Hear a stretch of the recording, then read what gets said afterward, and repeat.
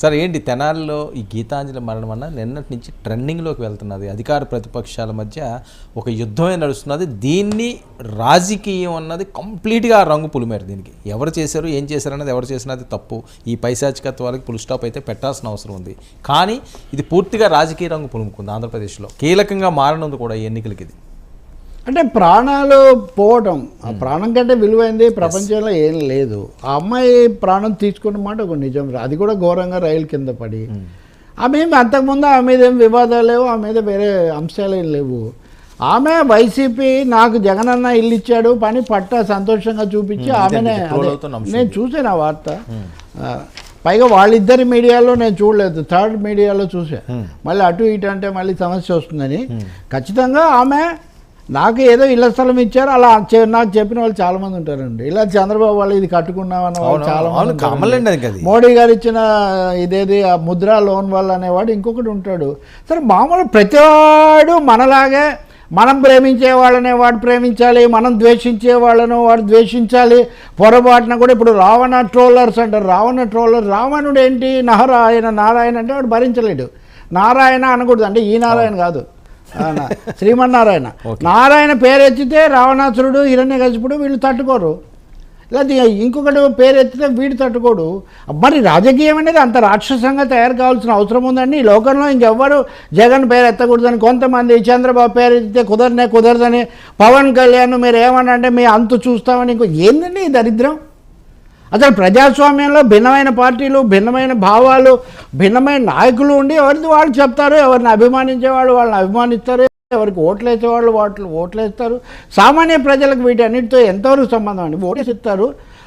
కార్యకర్తలుగా ఉన్నవాళ్ళు ఉద్యమాల్లో పాల్గొంటారు, నాయకులు నడిపిస్తారు, లేకపోతే ఆలోచన పనులు వ్యాఖ్యానిస్తారు. ఈ సమతుల్యత ఘోరంగా దెబ్బతినిపోయింది. దీనికి టీడీపీ వైసీపీ బాధ్యత వహించాలి.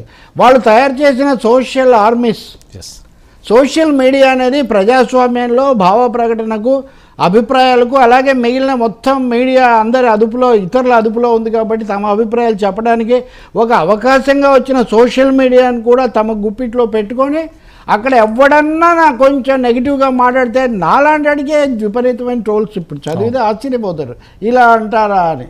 5 రూపాయలు పడ్డాయా పేటీఎం అనండి. ఏ సన్నాసి ఇంతవరకు వచ్చి నా దగ్గరికి వచ్చి మాట్లాడిన వాడు ఎవ్వడు ధైర్యం చేయడు. అంటే ఏది పడితే అది అలవాటు అయిపోయింది. అంటే అవతలని తిట్టిపోయడం. వీళ్ళు వృశ్చిక సంతానం అంటారు. అంటే తేళ్లు పుట్టుకొచ్చినట్టుగా పుట్టుకొని వచ్చి ఎవరేం మాట్లాడినా కానీ.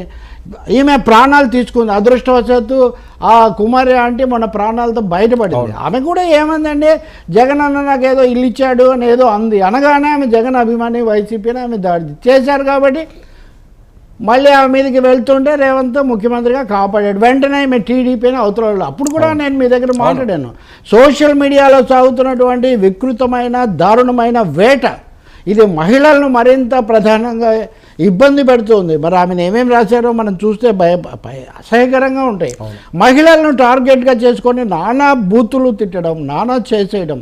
వీళ్ళను కనుక అదుపు చేయకపోతే రేపు ఎన్నికల్లో ఈ పార్టీలకు మేలు కంటే కీడు చాలా ఎక్కువ జరుగుతుంది. ఆ గీతాంజలి నాకు ఇల్లు ఇచ్చారని జగన్ కృతజ్ఞత చెప్పింది. ఎన్టీఆర్ ఇస్తే ఎన్టీఆర్కి చెప్తారు. ఇప్పటికీ ఇందిరామ రాజ్యం అని ఎందుకు అంటున్నారు, లేకపోతే గుడిచెర వెంకటస్వామి అని ఎందుకు అంటున్నారు. వాళ్ళకి ఏం తెలుసు అండి. ఒక గుడిసె వచ్చింది, ఒక ఇల్లు వచ్చింది, ఒక ఉద్యోగం వచ్చి మీకు నేను చెప్తే ఎక్కడో చిన్న ఇది ఇస్తే రవి గారు చెప్పారంటారు. దానికి ఆమె ఏదో మహాపాపం చేసినట్టు అవతల వాళ్ళందరూ పెయిడ్, యువతల వాళ్ళందరూ రియల్. ఏంది థియరీ? ఈ విషయంలో జనసేనకు కూడా ఈ లక్షణం చాలా ఎక్కువగా ఉంది. పవన్ ఏమనంటే మేము అంతు చూస్తూ ఉంటాం. ఎందుకు ఎవరండి మీరు అంతు చూడడానికి? ఎవరు మీరు అంతు చూడడానికి? అభిప్రాయం ఎవరిది వాళ్ళు చెప్పడానికి లేదా? చాలా ఘోరమైన ఈ అసహనం వల్ల, ఈ అప్రజాస్వామికం వల్ల, ఎవడన్నా కాస్త ఎదురు మాట్లాడితే భరించలేమనడం వల్ల. ఓకే, డాక్టర్ సుధాకర్, సుధాకర్ది కూడా ఇలాంటి కేసే. ఇప్పుడు ఇంకో సమస్య ఏమొచ్చిందంటే, మీరు అడిగారని నేను గీతాంజలి మీద మాట్లాడాను. ఇప్పుడు ఆమె చనిపోయింది కాబట్టి ఆమె గురించి మాట్లాడతాం. సుధాకర్ అప్పుడు సుధాకర్ది మాట్లాడుకుంటాం. ఇంకోసారి ఇంకోటి వెంటనే అప్పుడేమయ్యారు ఇప్పుడేమయ్యారు అంటే ఆ రికార్డు అంతా మీ దగ్గర ఉందా? ప్రతిసారి అప్పుడేమయ్యామంటే ఆ రోజు మీరు బస్సులో ఉన్నారో లేదా ఏమున్నారో ఏం చెప్పారో లేదో వీడికి నేను రికార్డు సమర్పించుకోవాలా? దారుణమైన విషయం అండి. గీతాంజలి మరణం అన్నది ఎన్నికలకు ముందు మనకు వచ్చిన ఒక హెచ్చరిక. అవును, ట్రోల్స్ అనే వాటిని కనుక మీరు అరికట్టకపోతే ట్రోల్ చేసిన ట్రోలర్స్ వల్ల ఆ పార్టీలకు నష్టం తప్ప లాభం లేదు. మీరు పెట్టే విపరీత ట్రోల్స్ వల్ల మీ పార్టీలకే నష్టం జరుగుతుందన్న విషయాన్ని మీరు గుర్తించండి.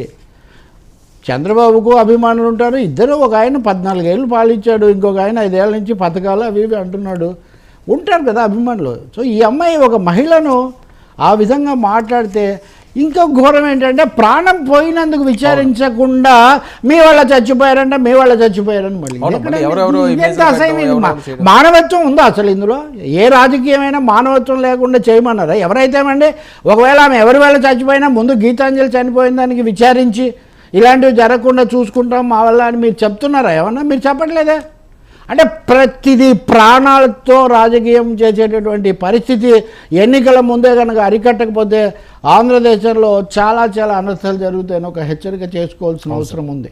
కొంతమంది బతికి బయటపడి ఉండొచ్చు, కొంతమంది అసలు జీవితాలు మార్చుకొని ఉన్న చోటు నుంచి మరలిపోయి ఎక్కడో తల దాచుకొని బతుకుతుండొచ్చు. అనేక మంది ప్రతిభావంతులు, మాట్లాడగలిగిన వాళ్ళు, అభిప్రాయాలు కలిగిన వాళ్ళు ఈ ట్రోలర్స్కు భయపడి నోరు మూసుకొని ఎక్కడో ఉండొచ్చు. మనకంటే వాయిస్ ఉంది, ఛాయిస్ ఉంది, లేకపోతే సమాజంలో అభిమానం ఉంది కాబట్టి మనం ఏమైతే అది అవుతుందని వెళ్తాం. అందరూ అలాగే ఉంటారండి. అభిప్రాయాలు ఉండకూడదా? జగన్ మాకు ఇచ్చాడు, నేను జగన్కే ఓటేస్తాను ఒకరు చెప్పకూడదా? చంద్రబాబు తిరిగి రావాలని ఒకరు అడగకూడదా? వాళ్ళని వీళ్ళు వేటాడాలా? చాలా ఘోరం అండి ఇది. అందులో మహిళలను టార్గెట్గా చేసి నేను మొన్న షర్మిల ఇది మేమందరం జడ్జీలు తర్వాత ఎడిటర్స్ మేమంతా కూర్చున్నప్పుడు అదే చెప్పాం. షర్మిల వైసీపీలో ఉన్నప్పుడు ట్రోల్ చేశారు. ఆమె ఇక్కడ బంజారా హిల్స్ పోలీస్ స్టేషన్కి వచ్చి ఫిర్యాదు చేశారు. ఓ సినిమా యాక్టర్ కూడా అప్పుడు ఏదో పెట్టి ఆమె ఘోరం. అప్పుడు మళ్ళీ ఇప్పుడు ఆమె యువతలకు వచ్చారు, మళ్ళీ వాళ్ళే ఏందండి ఇది?